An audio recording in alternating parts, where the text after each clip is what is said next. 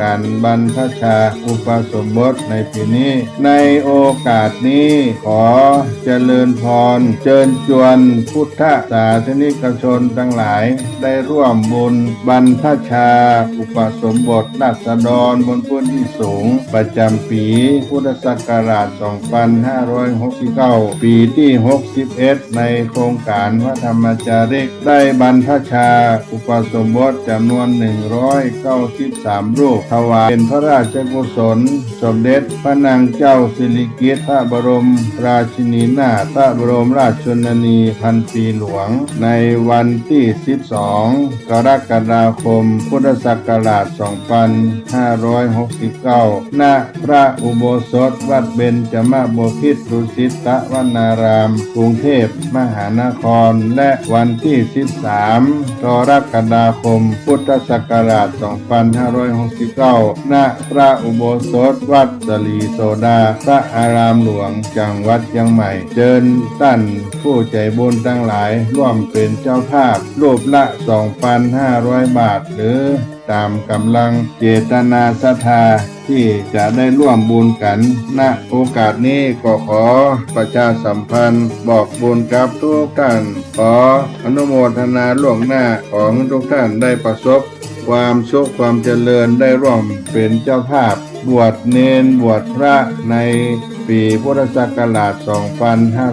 2569 กับวัดสลีโสดาพระอารามหลวงโครงการพระธรรมจาริกในปีนี้ทุกท่านทุกคน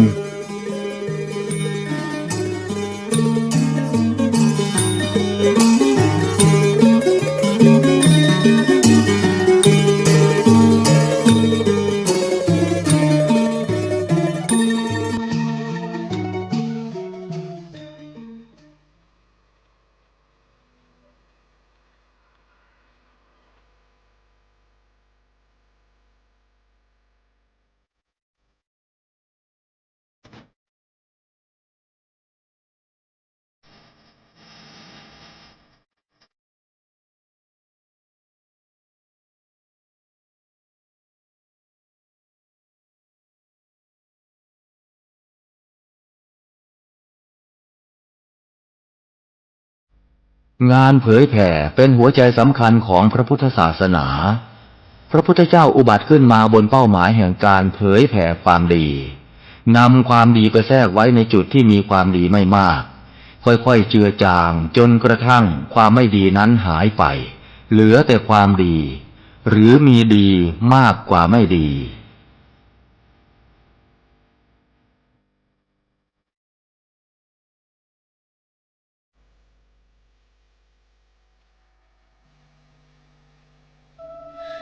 หยาดน้ำตาหลั่งรินท่วมแผ่นดินเมื่อได้ยินข่าวเศร้าวิปโยคใหญ่น้อมดวงจิตส่งเสด็จสู่ฟ้าไกลองค์เจ้าฟ้าพัชรกิติยาภาผู้ทรงธรรม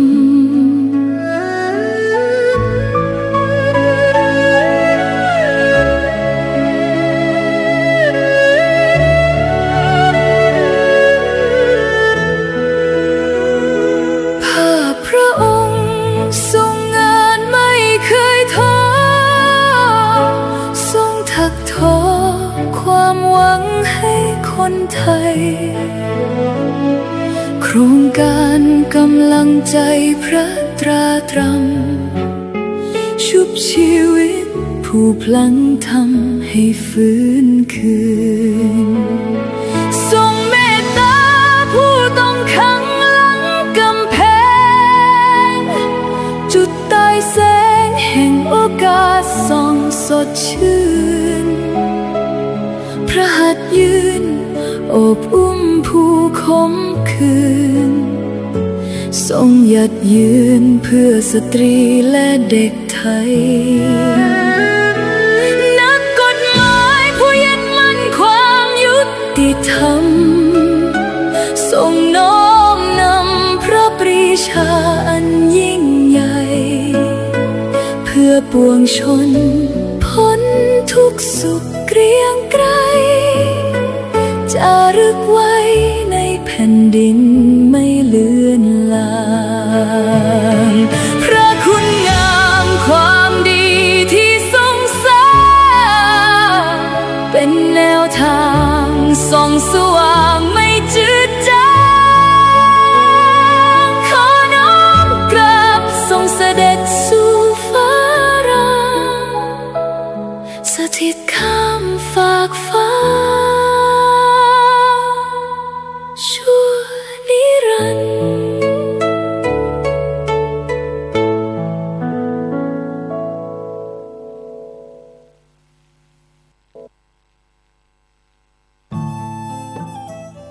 ท่านกำลังติดตามรับฟังสถานีวิทยุกระจายเสียงพระพุทธศาสนาแห่งชาติและสังคมคลื่นเพื่อการศึกษาพระพุทธศาสนาและวัฒนธรรมระบบ FM 104.5 เมกะเฮิรตซ์ รายการต่อไปเป็นรายการคดีโลกคดีธรรมขอกราบถวายความนอบน้อมแด่พระรัตนตรัยถวายความเคารพพระมหาเถระพระเถรานุเถระทุกท่านขอเจริญสุขญาติโยมสาธุชนที่กำลังติดตามรับฟังรายการจากสถานีวิทยุแห่งนี้ทุกท่านขอนำท่านผู้ฟังเข้าสู่รายการคดีโลกคดีธรรมพบกันในวันนี้วันแรม2 ค่ำเดือน 8วันนี้ตรงกับวันพุธที่1 กรกฎาคมพระพุทธศักราช2569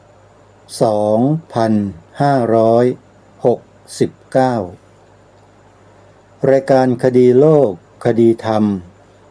มาพบกับสาธุชนเป็นปกติทุกวันจันทร์ถึงวันศุกร์และวันเสาร์อาทิตย์ทางสถานีวิทยุแห่งนี้ท่านสามารถติดตามรับฟังรายการนี้ได้เป็นประจำทุกวันผ่านทางโทรศัพท์มือถือโดยการดาวน์โหลดแอปพลิเคชันที่ชื่อว่าวิทยุพุทธศาสนาทั่วไทยแอปพลิเคชันนี้รวบรวมสถานีวิทยุพระพุทธศาสนาทั่วราชอาณาจักรมาไว้ในที่เดียวเพื่อบริการธรรมะสาระดีๆให้กับท่านที่สนใจสามารถดาวน์โหลดแอปพลิเคชันที่มีสถานีวิทยุ50สถานีนี้ไปสดับรับฟังได้ตลอด24ชั่วโมงและสามารถรับฟังได้ในทุกพื้นที่ของประเทศไทยไม่ว่าท่านจะหยิบโทรศัพท์มือถือไปที่ใดก็ตามถ้ามีแอปพลิเคชันวิทยุพุทธศาสนาทั่วไทยอยู่ในโทรศัพท์ท่านสามารถเปิดรับฟังได้ทุกเวลาเปิดขึ้นมาเมื่อไรก็ได้ฟังเมื่อนั้นเป็นความสะดวกที่เราสามารถเข้าถึงธรรมะได้โดยง่ายมากๆทางรายการจึงแนะนำให้พวกเราเนี่ยดาวน์โหลดแอปพลิเคชันนี้กันไว้แล้วอย่าดาวน์โหลดไว้เพียงแค่คนเดียวช่วยแนะนำบอกต่อกันไปให้ทั่วถึงให้มากที่สุดเพราะต่อไปในอนาคตเนี่ยเรื่องสื่อสารมวลชนต่างๆในโลกใบนี้จะมีการเปลี่ยนแปลงขนาดใหญ่ในอนาคตไม่ไกลนี่แหละท่านผู้ฟัง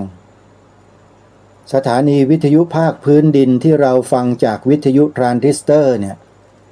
อาจจะไม่มีเหลืออยู่ในโลกใบนี้เลยก็ได้ต่อไปจะเป็นระบบออนไลน์ไร้เสาไร้สายทั้งหมดนี่คือสิ่งที่เราจะต้องพบและต้องเจอกันแน่จึงขอฝากสาธุชนได้พิจารณาให้ดีเพราะเทคโนโลยี มันล้ำสมัยเกินกว่าที่เราจะคาดคิดเยอะเลย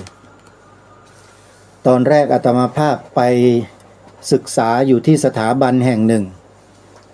แล้วเขาก็เชิญ CEO ของบริษัทที่จัดทำระบบสารสนเทศซึ่งเป็นเทคโนโลยีชั้นสูงระดับควอนตัมนี่แหละมาบรรยายให้ฟังชั่วโมงนั้นอาตมาภาพก็ตั้งใจฟังว่าเขาจะมีเทคโนโลยีอะไรใหม่ๆเป็นยังไงบ้างไหมในอนาคต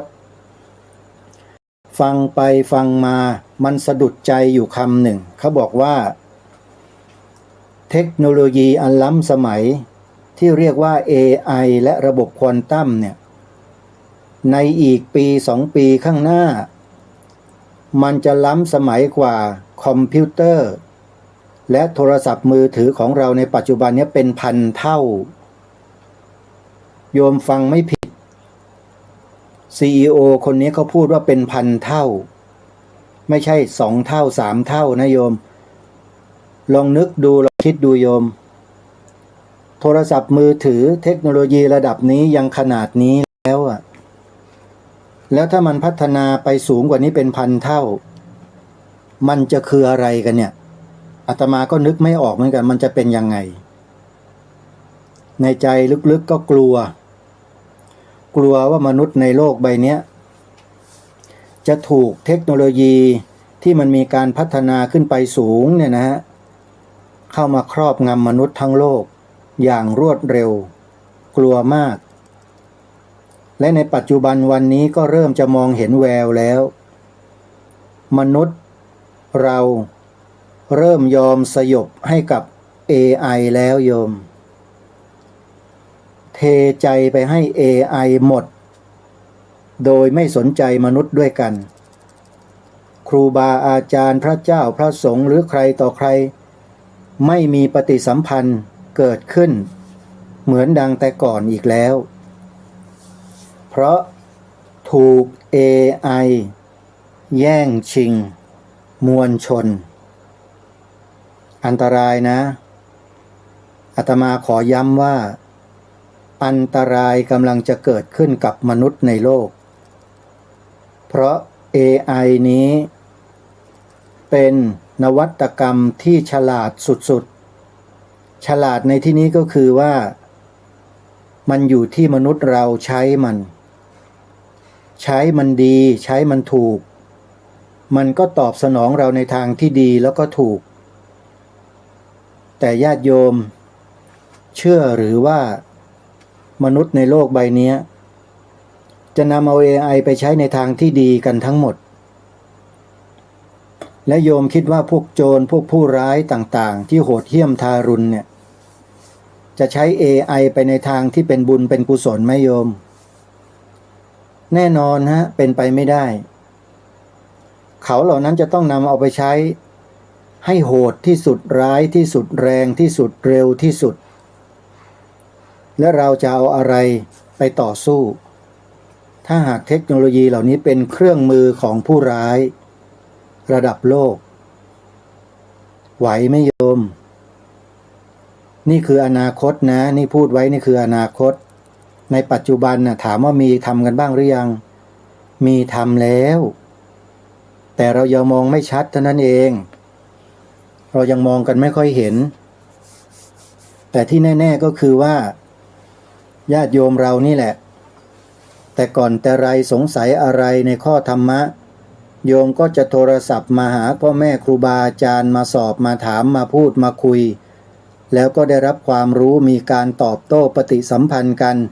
ฉันมิตรฉันพี่ฉันน้องฉันญาติโยมครูบาอาจารย์แต่หลังจากที่ AI เกิดขึ้นมาเนี่ยญาติโยมก็หายกันไปเลยไม่มีการติดต่อไม่มีการสอบถามไม่มีการอะไรทั้งนั้นพอมองเห็นอะไรหรือยังญาติโยมมนุษย์เราจะเริ่มห่างเหินกันแล้วนะมนุษย์เราจะเริ่มไปพึ่งพาอาศัย AI กันเพิ่มขึ้นแล้วนะโยมอาตมาภาพเนี่ยเป็นห่วงมากเป็นห่วงความสัมพันธ์ของมนุษย์ในโลกใบนี้มันจะห่างเหินกันไป แล้วไปเชื่อ AI กันอย่างเดียว แล้วมนุษย์ก็จะเริ่มมีมานะมีทิฏฐิมีความปีกกล้าขาแข็งมากขึ้นและมนุษย์ก็จะไม่ยอมที่จะพึ่งมนุษย์ด้วยกันและเมื่อมนุษย์ไม่พึ่งมนุษย์ด้วยกันแล้วมนุษย์ก็ไม่มีที่พึ่งก็หันไปพึ่งแต่ AI กันหมดนี่คือความหลงชัดๆเลยโยมอาตมาขอพูดตรงๆเลยว่าหนึ่งมันคือความหลงชัดๆเลยตามหลักธรรมคำสอนที่พระสัมมาสัมพุทธเจ้าตรัสสอนพวกเราให้อยู่ร่วมกันในสังคมเนี่ยมีหลักธรรมคำสอนที่เกี่ยวกับเรื่องนี้การดำรงชีวิตอยู่ร่วมกันในสังคมเนี่ยมีธรรมะอยู่มากมายหลากหลายเยอะแยะไปหมดเลยแต่มนุษย์พวกเรานั้นกลับเมินเฉยและไม่สนใจใส่ใจในข้อนี้กันอีกเพราะมันมีไอตัว AI นี่แหละมันมาแย่งซีนเขาเรียกแย่งซีนไปหมดแล้วใครดูแล้วกันว่าอนาคตอีกไม่กี่ปีข้างหน้าเนี่ยบ้านเมืองเราสังคมของเราเป็นกันยังไงลองดูนะความเปลี่ยนแปลงมันเปลี่ยนมาแล้วนะแล้วมันจะเปลี่ยนไปอีกนะลองคิดดูสิท่านผู้ฟังลองคิดดูว่ามันจะขนาดไหนใช่ไหมลองคิดดูนะนี่คือสิ่งที่น่ากลัวที่ CEO ท่านนี้ที่ไปบรรยายแล้วอาตมาไปฟังที่สถาบันที่ไปเรียนเนี่ยเขาพูดให้ฟังอย่างนี้อาตมาไม่เชื่อนะตอนแรกนี่ให้มาปีที่2แล้วนะหลังจากฟังวันนั้นมาวันนี้ปีที่2ก็เฝ้าติดตามดูสถานการณ์เหล่านี้ตลอดปรากฏว่ามันเริ่มเห็นภาพตามที่เขาพูดแล้วมันเริ่มแล้วฮะแล้วมันก็จะค่อยๆเพิ่มอุณหภูมิเพิ่มความเข้มข้นขึ้นไปเรื่อยๆแล้วเราก็คอยติดตามดูว่าผลมันจะออกมาเป็นเช่นไร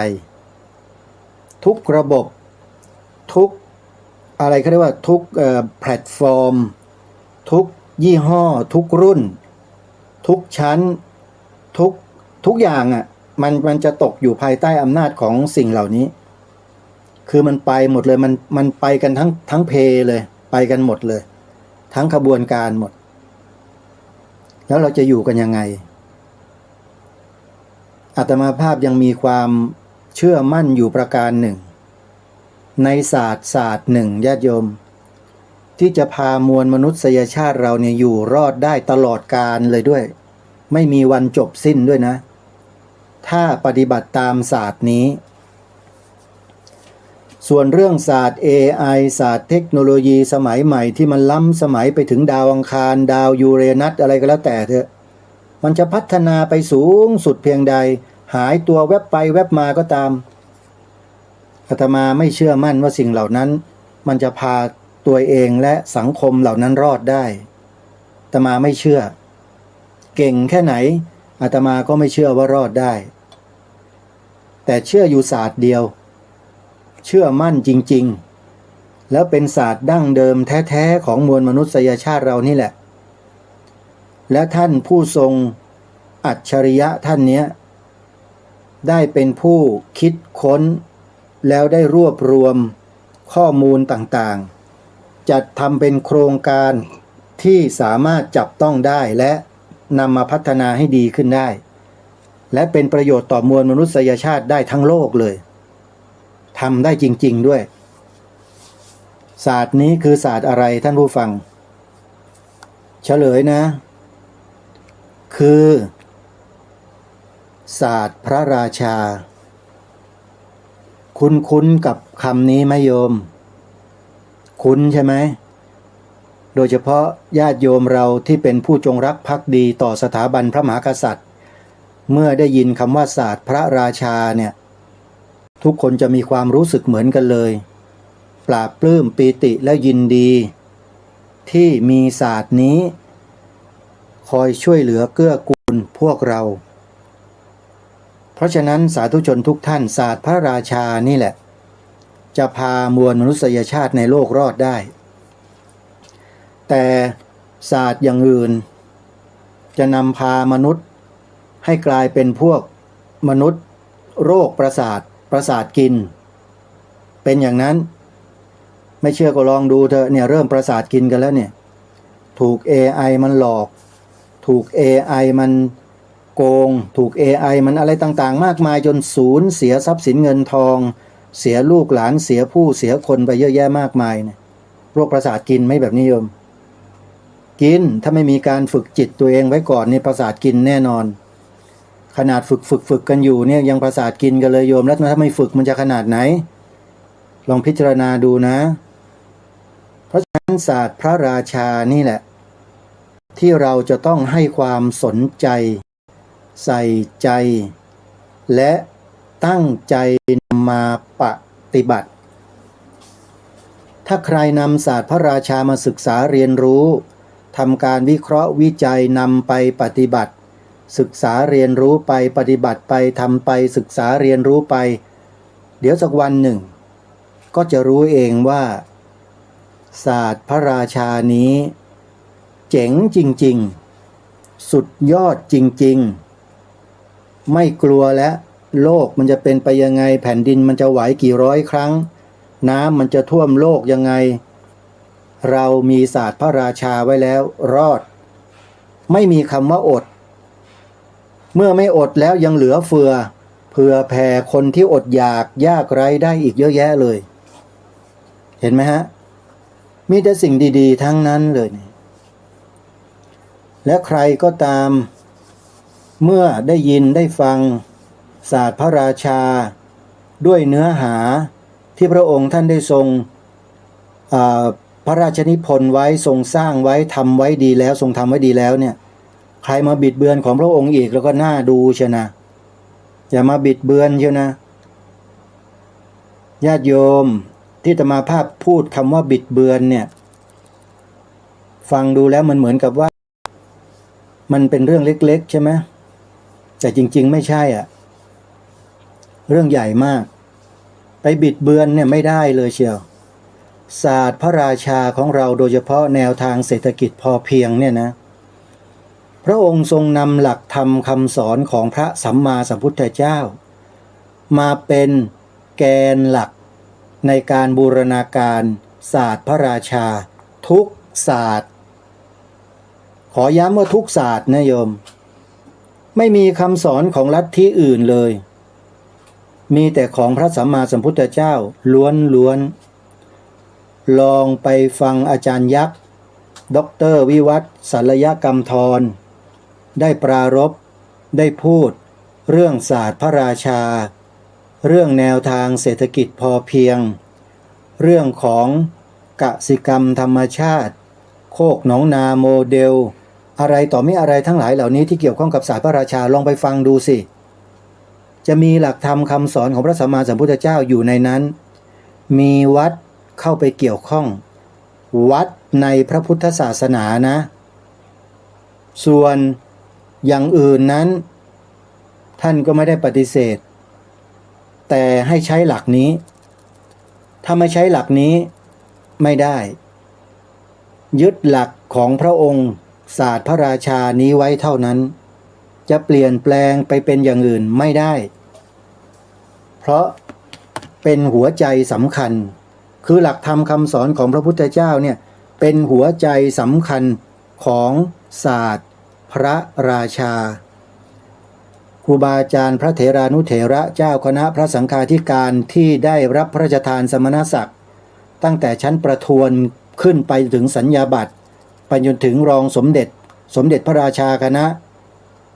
ท่านต้องหนักแน่นในข้อนี้อย่าไปรอมชอมหรืออย่าไปยอมอะไรทั้งสิ้นพระองค์ทรงวางหลักการและแนวทางไว้อย่างไรต้องตรัสตามที่ขออภัยต้องกล่าวแสดงอธิบายตามที่พระองค์ได้ทรงมีแนวพระราชดำริเอาไว้เท่านั้นอย่าเปลี่ยนแปลงเป็นอย่างอื่นเด็ดขาดหรืออย่าไปเปิดช่องให้อะไรมันเข้ามาเด็ดขาดเดี๋ยวเจ๊งหมดอ่ะรับรองได้นี่คือสิ่งที่เป็นห่วงนะโยมเป็นห่วงมากระวังให้ดีด้วยนะเหมือนกับที่ทางรายการพูดถึงเรื่องธงชาติอ่ะนั่นแหละลักษณะเดียวกันเลยเนี่ยไอ้พวกเนี้ยพวกเดียวกันเลยเนี่ย กระเฮี้ยนกระหือรือ พวกโลภล่วงเกินไปเนี่ยพวกนี้แหละพวกเดียวกันนะมันจะพยายามเหลือเกินที่จะเข้ามาให้ได้ตำแหน่งอนุศาสนาจารย์3เหล่าทัพอนุศาสนาจารย์ของกรมตำรวจในสมัยอดีตหรือสำนักงานตำรวจแห่งชาติเนี่ยมันก็พยายามที่จะเบียดเข้ามาเอาตำแหน่งนี้ไปใส่ให้พวกตัวเองอาตมาว่าพวกนี้มันเพี้ยนมันบ้าแล้วล่ะไม่รู้จักที่สูงที่ต่ำไม่รู้จักพออยู่ดีๆไม่ชอบเนี่ยอาตมาต้องพูดตรงๆแบบนี้ละโยมเพราะในฐานะเป็นผู้ที่อยู่กับหลักฐานและข้อมูลที่ตนเองมีอยู่แล้วก็มีการประสานงานกันอยู่จึงต้องพูดแบบนี้โยมไม่เช่นนั้นพวกเราก็ไม่รู้สึกรู้สาอะไรกันหรอกฟังไปอย่างนั้นเนี่ยพูดแบบเรื่อยๆเฉยๆเปื่อยๆไปทำไมจะพูดไม่ได้อาตมาก็พูดได้โยมวันนี้ลมหายใจเข้ารู้ลมหายใจออกรู้รู้แล้วก็รู้อีกรู้ไปเรื่อยๆนะโยมนะไม่รู้อะไรก็ดีนะไม่ใช่ไม่ดีฮะแต่โยมก็รู้อยู่แค่ตรงนั้นน่ะคืออยู่ในตัวเองเท่านั้นเองไม่ใช่รู้ที่อื่นแต่ถามว่าเราปฏิบัติดีปฏิบัติชอบแล้วศีลสมาธิปัญญาของเราดีแล้วเราก็บอกว่าเรื่องที่เกี่ยวกับชาติศาสนาพระมหากษัตริย์ไม่ต้องไปยุ่งไปเกี่ยวอะไรนะอย่าไปสนใจนะอย่างนั้นเหรอใช่ไหมไม่ได้นะโยมปฏิบัติดีปฏิบัติชอบกันเพียงใดก็แล้วแต่หน้าที่ของความเป็นคนไทยจะต้องคงอยู่อย่างเต็มร้อยเหมือนเดิมไม่ใช่ว่าพากันหลบกันหนีเข้าศอกเข้าซอกเข้าหลืบเข้าถ้ำเข้าป่าเข้าดงไม่สนใจบ้านเมืองไม่ได้นะครับท่านกินข้าวจากญาติโยมที่ก็ทำมาหากินเลี้ยงโลกทางโลกอยู่นะท่านต้องอาศัยทางโลกกินอยู่นะท่านแล้วท่านบอกว่าไม่เกี่ยวข้องด้วยแล้วด้วยโลกทางโลกท่านมันอะไรกันน่ะท่านลองคิดดูแล้วท่านที่ตำหนิรายการคดีโลกคดีธรรมมาโดยตลอดเนี่ยท่านคิดให้ดีนะคิดพิจารณากันใหม่แล้วหันมาศึกษาให้มันครบถ้วนกระบวนความว่าชีวิตของพวกท่านทั้งหลายที่นั่งหลับตาทำสมาธิภาวนาเจริญวิปัสสนากันอยู่เนี่ยท่านอยู่ได้ด้วยอะไรท่านอยู่ได้ยังไงและอยู่ตรงไหนที่นี่คืออะไรแล้วอยู่กันมาได้ยังไงสงบร่มเย็นกันมาได้นั่งปฏิบัติกันได้เพราะอะไรท่านคิดให้ดีพิจารณากันให้กว้างๆนิดหนึ่งอย่ามองอะไรกันแคบๆขอฝากด้วยนะบ้านเมืองเนี่ยเป็นเรื่องของทุกคนแต่การเมืองมันเป็นเรื่องของคนกลุ่มเดียวอาตมาไม่ได้เกี่ยวกับการเมืองไม่ได้พูดการเมืองแม้แต่นิดเดียวพูดเรื่องบ้านเรื่องเมืองของเราที่เราอยู่อาศัยนี่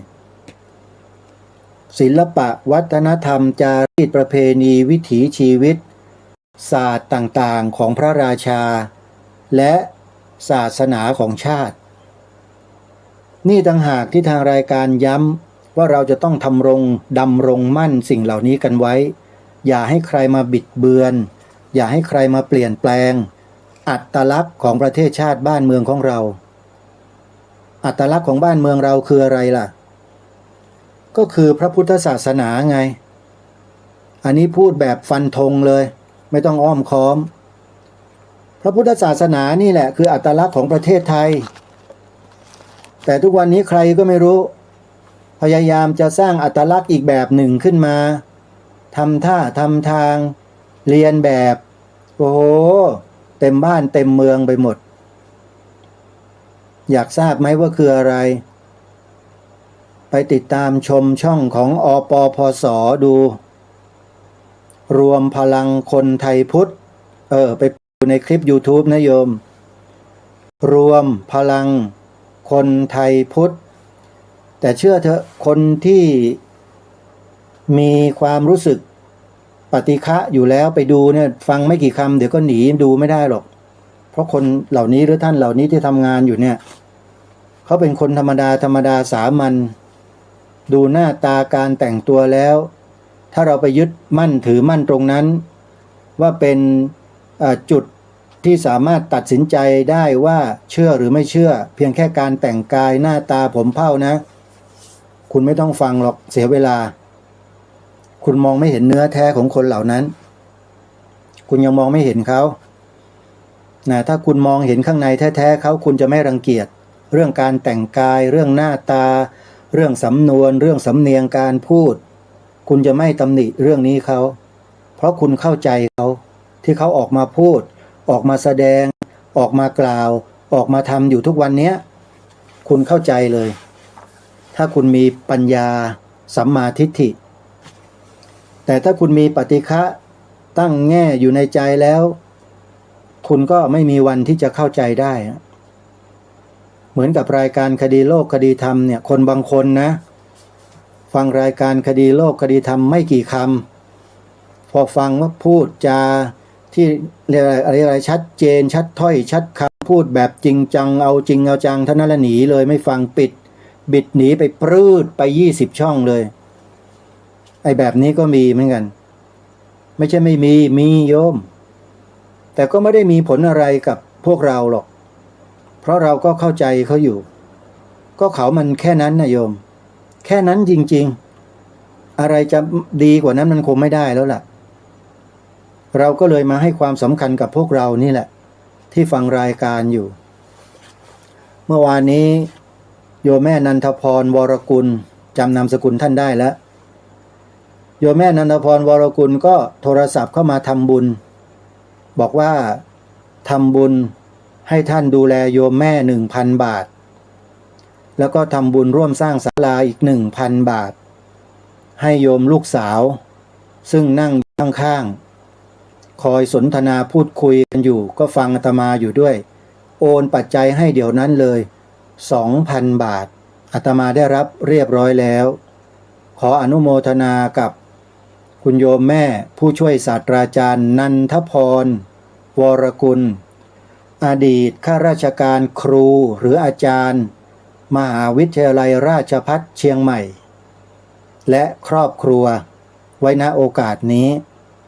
ขอโยมแม่รักษาสุขภาพด้วยนะโยมแม่นะไม่ต้องเครียดโยมไม่ต้องไปกังวลอะไรหรอกเชื่ออาตมาเถอะพยายามภาวนาจิตให้สงบดีที่สุดเลยแล้วเมื่อถึงเวลาพูดค่อยพูดถ้าเวลาไหนที่มันไม่ได้มีเวลาที่เราไม่ได้พูดให้เราสงบจิตเอาไว้โยมแม่มันจะช่วยเรื่องสุขภาพเราได้ดีมากสมาธิเนี่ยถ้าจิตเราไม่เป็นสมาธิร่างกายเรามันก็เหนื่อยล้าไปด้วยอันนี้มันเป็นศาสตร์อย่างหนึ่งนะสมาธิเนี่ยเขาทำกันมาทั้งโลกทำมาแต่ดึกดำบรรพ์แล้วเรียกว่ารักษาโรคตัวเองสมาธินะโยมนะขณะทำกิจปัจจุบันเดินยืนนั่งนอนนี่ทำได้หมดสมาธินะโยมแม่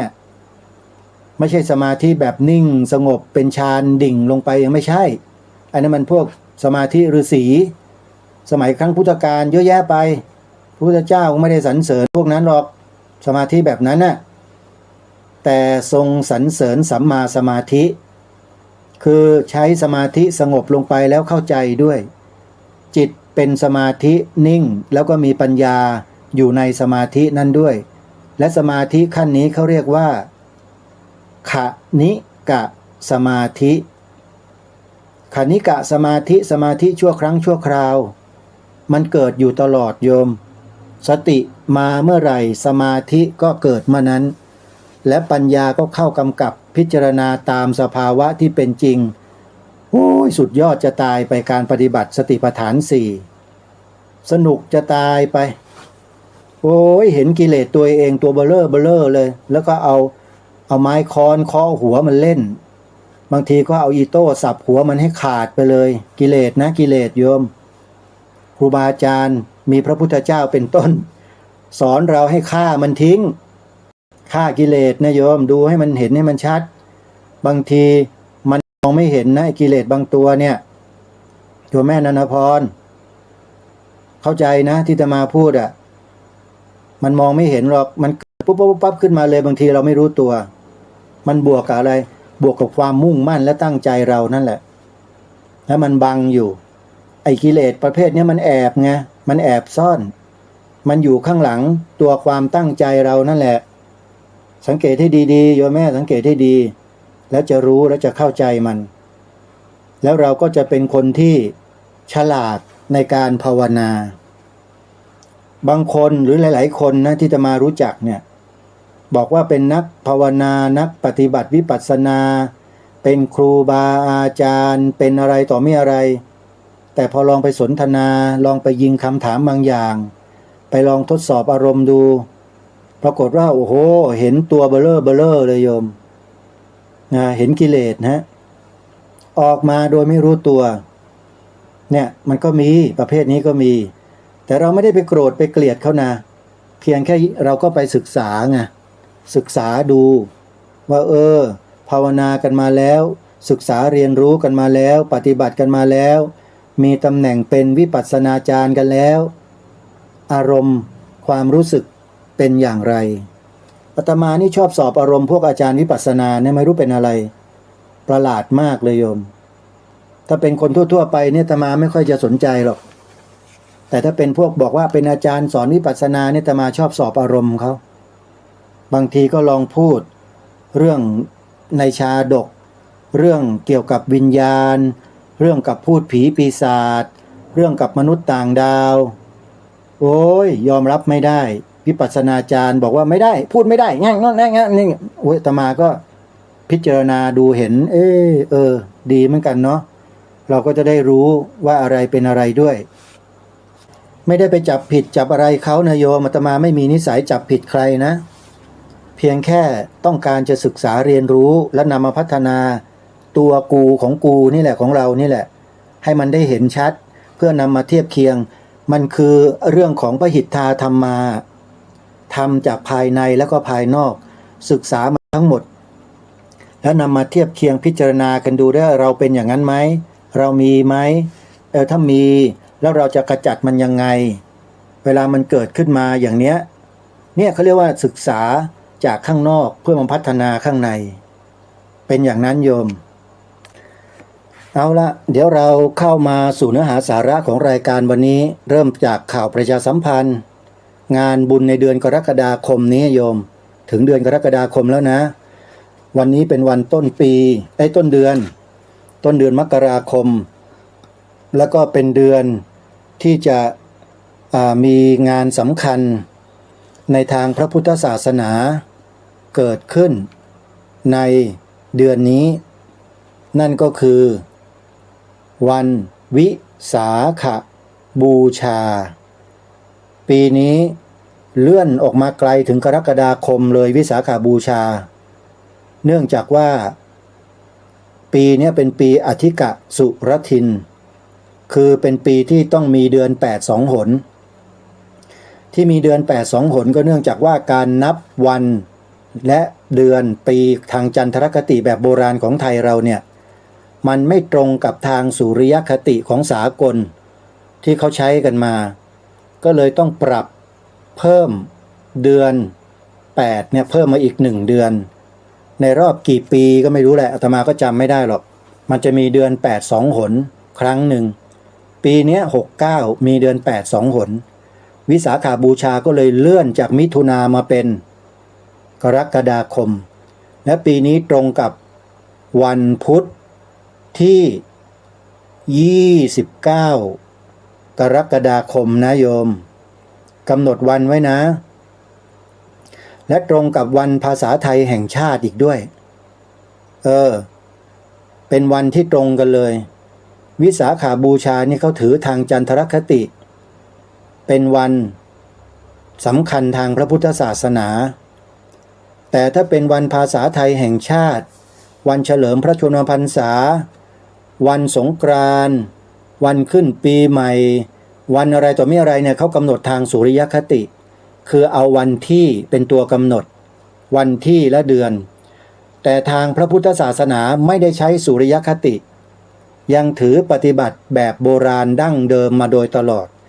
คือข้างขึ้นและข้างแรมเพราะฉะนั้นวิสาขบูชาปีนี้ตรงกับวันพุธที่29กรกฎาคมพระพุทธศักราช2569พอเสร็จจากงานทำบุญ100 วันพระครูจริยสารธรรมได้2 วันเท่านั้นเข้าวันที่3ก็เป็นวันวิสาขบูชาแล้วงานทำบุญครบ100 วันท่านพระครูนิรุต26กรกฎาคมวันวิสาขบูชา29กรกฎาคมญาติโยมจัดงานใหญ่กันไปพร้อมๆกันเลยใกล้ๆกันเลยเห็นไหมฮะก็เดี๋ยวค่อยมาว่ากันนะโยมนะเอากำหนดวันงานของวัดศรีอุดมวงศ์ก่อนวัดศรีอุดมวงศ์ตำบลศรีสงครามอำเภอวังสะพุงจังหวัดเลยจัดงานปฏิบัติธรรมอยู่ปริวาสกรรมบวชเนกขมะระหว่างวันที่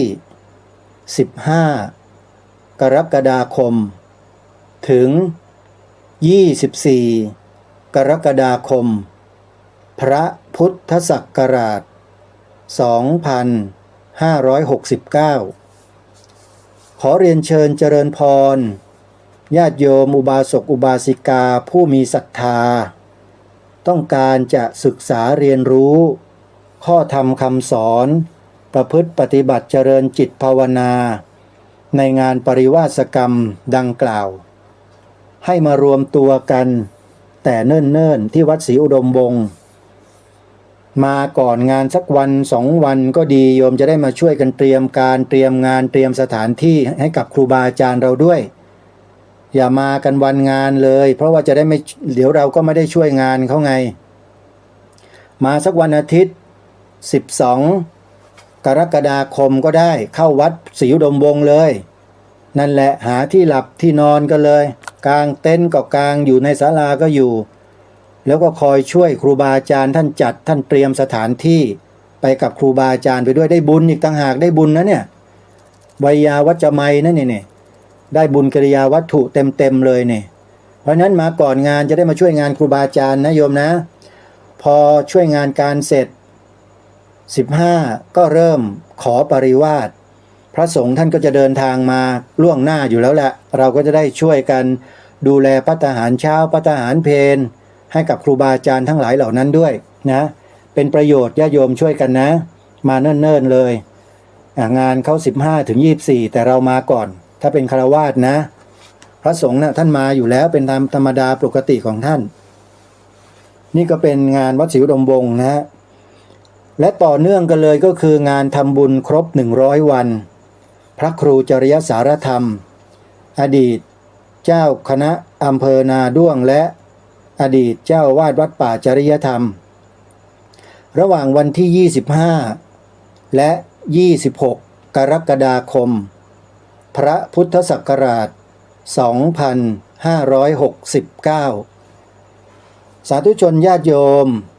ที่เป็นศิษยานุศิษย์ของท่านพระครูจริยสารธรรมหรือมีศรัทธาในปฏิปทาของท่านพระครูจริยสารธรรมก็ดีหรือเคยได้ยินได้ฟังเสียงธรรมจากถ้ำผาหม้อ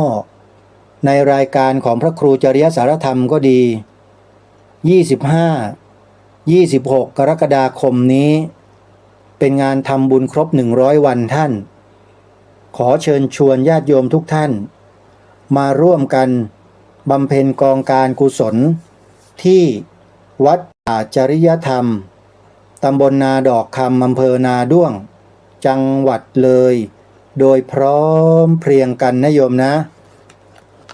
แต่ถ้าหากว่าใคร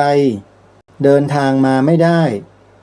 แต่ต้องการจะร่วมทำบุญกับครูบาอาจารย์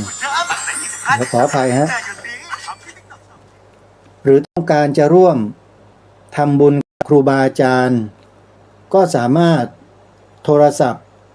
เข้ามาร่วมเป็นเจ้าภาพกับทางวัดป่าจริยธรรมได้ โดยโทรศัพท์สอบถามรายละเอียดได้ที่หมายเลข 0 8 7 6 6 4 7 3 7 2 0 8 7 6 6 4 7 3 7 2 เบอร์โทรศัพท์งานทำบุญ100 วันพระครูจริยสารธรรมณวัดป่าจริยธรรมตำบลนาดอกคำอำเภอนาด้วงจังหวัดเลยเชิญชวนศรัทธาสาธุชนร่วมบุญกันนะโยมนะส่วนกิจกรรมอื่นๆที่นอกเหนือจากนี้ก็มีงานสร้างศาลาปฏิบัติธรรมที่สวนป่าสามัคคีธรรมตำบลบ้านผืออำเภอจอมพระจังหวัดสุรินทร์ที่อาตมาภาพเป็นเจ้าของก็จะขออนุโมทนาและบอกบุญเชิญชวนญาติโยมร่วมกันเป็นเจ้าภาพในการจัดสร้างได้ต่อเนื่องยังทำได้ต่อเนื่องนะโยมนะเพราะว่ายังได้ปัจจัยมายังไม่ครบอาตมาภาพก็เลยต้องขอโอกาสญาติโยมทุกท่านแล้วก็ขอโอกาสครูบาอาจารย์ทุกรูปนะครับบอกบุญญาติโยมไปเช่นนี้เรื่อยๆแต่ก็จะไม่ให้บ่อยครั้งนะฮะนานๆจะบอกสักครั้งหนึ่งเพื่อให้ญาติโยมได้มีส่วนร่วมกันท่านใดจะร่วมทำบุญเป็นเจ้าภาพร่วมสร้างศาลาปฏิบัติธรรมที่สวนป่าสามัคคีธรรมของอาตมาท่านสามารถที่จะโอนปัจจัยเข้ามาร่วมทำบุญได้เลยโดยโอนเข้ามาได้ที่ธนาคารและพร้อมเพย์ถ้าเป็นธนาคารก็โอนเข้าไปที่บัญชีธนาคารไทยพาณิชย์หมายเลขบัญชี1 1 4 2 1 4 9 8 9 7ธนาคารไทยพาณิชย์หมายเลขบัญชี114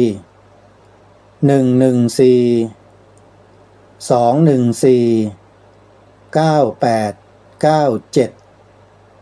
ชื่อบัญชีพระปลัดนรงฤทธิ์ถ้าโอนทางพร้อมเพย์โยมสามารถโอนมาได้ที่หมายเลข0 9 4 6 6 2 6 9 3 5ขออนุโมทนาบุญทุกท่านสาธุชนญาติโยมทุกท่านวันนี้ตั้งใจจะนำคลิปเสียงของหลวงพ่อองค์หนึ่งท่านได้ตอบคำถามญาติโยมที่ถามมาในรายการเกี่ยวกับเรื่องความดำรงอยู่ได้ของพระบวรพุทธศาสนาถ้าหากว่าวันใดวันหนึ่ง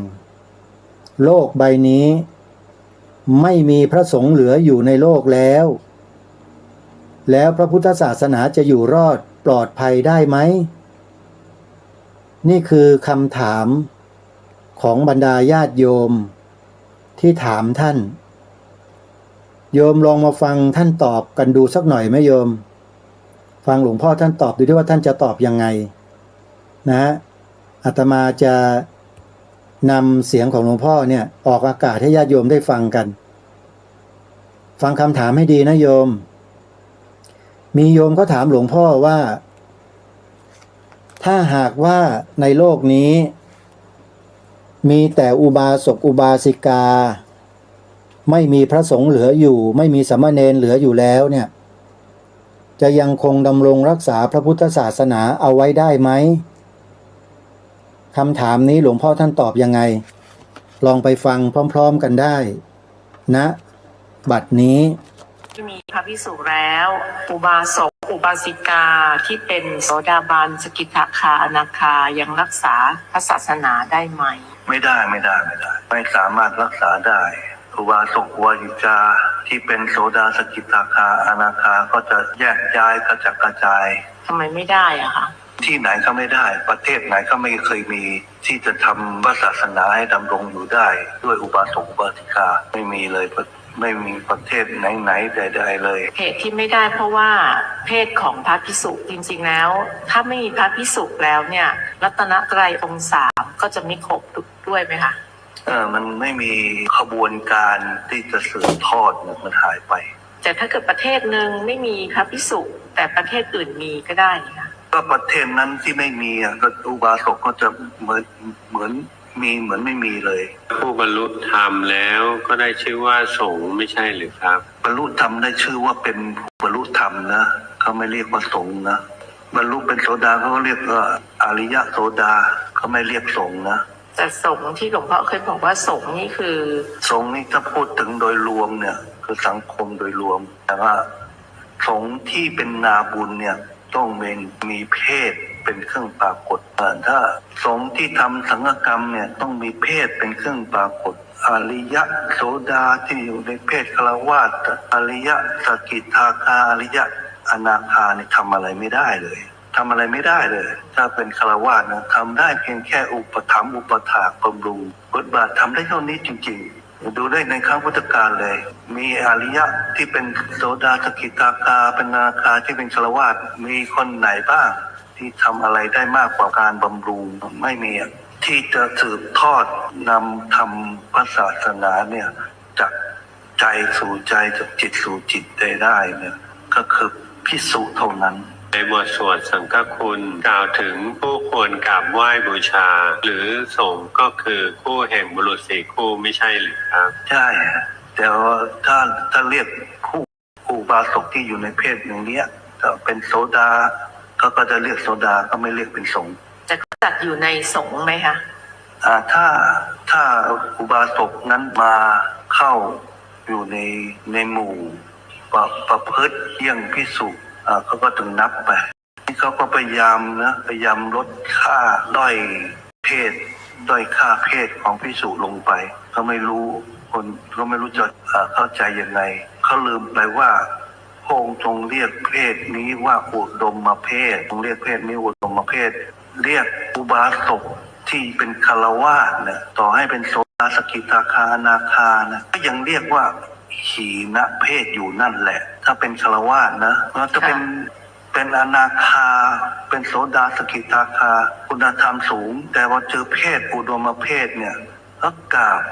าบอุดมเพศนะแต่ถ้าอุดมเพศกราบพวกโสดาสกิทาคาอนาคาที่เป็นฆราวาสนะเกิดปัญหาเลยเกิดความไม่เจริญในธรรมเลยแล้วถ้ากราบปุถุชนนะศีรษะแตกเป็นเสียงนะไปกราบเทวดานี่กระเด็นนะนอกจากเป็นพระที่ไม่มีคุณนะไปกราบคนทรงได้ไปกราบองค์ทรงเจ้านุ่มพวกพระที่ไม่มีความเป็นพระเท่าไหร่จะพระธรรมดาเท่านั้นแหละขนาดอรหันต์ที่เป็นอรหันต์นะแต่ว่าไม่ได้เป็นพระภิกษุนะเป็นสามเณรนะยังอุปถากพระที่เป็นปุถุชนอยู่เลยกราบไหว้พระที่เป็นปุถุชนทุกวี่ทุกวันสามเณรที่เป็นอรหันต์แท้ๆนะฐานะเนี่ยคือกราบได้ไม่สะเทือนพูดถึงนามธรรมมันคือคู่แห่งบุรุษ4คู่มันเป็นนามธรรมซึ่งเป็นเรื่องที่เอามาคุยโม้กันเอามาพูดกันไม่ได้แอบอ้างกันยากดังนั้นเขาก็บอกใครก็เป็นสงฆ์กันได้มั่วซั่วไปหมดคู่แห่งบุรุษ4คู่เนี่ยมันเป็นนามธรรมนะนั่นก็จะมองเห็นว่าพวกบัญญัตินาบุญเนี่ยต้องบัญญัติเป็นรูปธรรมนะบัญญัตินาบุญบัญญัติสงฆ์เนี่ยบัญญัติที่รูปธรรมนั้นคนที่พูดถึงนามธรรมนี่มันมั่วกันได้นะแล้วใครจะไปตรวจสอบได้มันก็เลยมีปัญหาอยู่ทุกวี่ทุกวันคนมันเข้าใจผิดไงสงฆ์เนี่ยจริงๆเนี่ยเอาเข้าจริงๆมันคือว่าไปตามนามธรรมเนี่ยมันคุณสมบัติแต่ว่าเมื่ออยู่ในสังคมแล้วเนี่ยเขาไม่สามารถเอาคุณสมบัติที่เป็นนามธรรมเนี่ยมาเป็นตัวชี้วัดมาเป็นตัวตัดสินว่าเป็นนาบุญเป็นสังฆกรรมเป็นอะไรได้เพราะว่าในสังคมมันต้องเป็นรูปธรรม พระองค์ถึงบัญญัติเพศต้องเป็นเพศภิกษุเท่านั้น และเป็นนาบุญของโลกเนี่ยต้องเป็นเพศภิกษุและปรากฏเป็นสงฆ์ให้อยู่ในเพศนี้ส่วนคุณสมบัติเป็นคุณสมบัติที่เป็นนามธรรมเนี่ยละไว้ในฐานของใครของท่านละไว้อยู่ในฐานของปัจจตังคือเป็นของที่ประจักษ์ของตนของตนแล้วก็จะรู้หน้าที่ตามเพศรู้สถานะตามเพศจึงมีข้อต้องขออภัยท่านผู้ฟังด้วยนะเปิดไม่จบเดี๋ยววันพรุ่งนี้มาฟังกันยาวๆเลยจะมีตอนที่2ด้วยต่อเนื่องกันนี่คือคำตอบของพระผู้ทรงความรู้แล้วก็อยู่ในฐานะที่เราควรจะฟังท่านเป็นใครอยู่ที่ไหนอย่างไรเดี๋ยวพรุ่งนี้จะมาเฉลยอาตมาเนี่ยชอบฟังท่านตอบคำถามแบบนี้โยมลองฟังดูเถอะแล้วเป็นยังไงบ้างนะเดี๋ยววันพรุ่งนี้มาฟังกันต่อเวลาวันนี้หมดลงแล้วต้องขอสมมุติยุติไว้ที่เพียงเท่านี้ขอความสุขสวัสดีจะมีแด่ท่านผู้ฟังทุกท่านทุกคนเทินขอเจริญพรที่จบไปแล้วนั้นเป็นรายการคดีโลกคดีธรรมดำเนินรายการโดยพระครูประหลัดนรงค์ฤทธิ์